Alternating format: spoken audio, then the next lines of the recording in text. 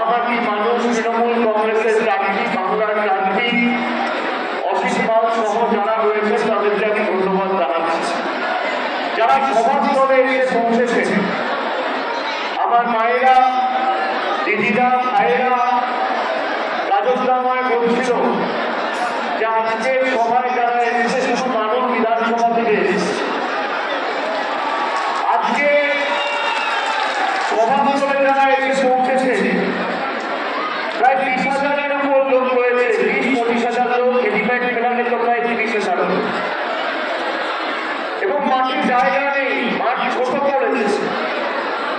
যারা সভামঞ্চে উপস্থিত রয়েছে তাদের যখন আমি কৃতজ্ঞতা জানালাম, আমি নববর্ষকে প্রণাম আপনাদের সকলকে জানাবো। তার কারণ যারা এই গ্রীষ্মের দাবদাহকে উপেক্ষা করে 42-43 ডিগ্রি গরমের তাপমাত্রাকে উপেক্ষা করে যারা দুপুর 3টের সময় সভায় আসে, এখন বেলা 3টে বাজে, আপনারা সবাই এসেছেন একটা দিকে, আমি ছবি পাচ্ছি।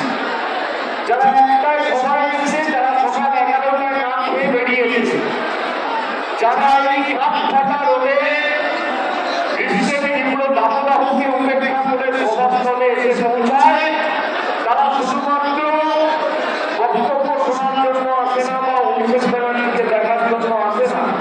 তারা সিদ্ধান্ত নিয়ে আসে যে আগামী 13 মে তোরাপুরে ভোট দিয়ে বহিরাগতদের বাংলা থেকে বিতাড়িত করে উন্নয়নের জোয়ার এবং সার্বিক প্রগতি বাংলায় তাকে অব্যাহত রাখবো এবং ত্বরান্বিত রাখবো।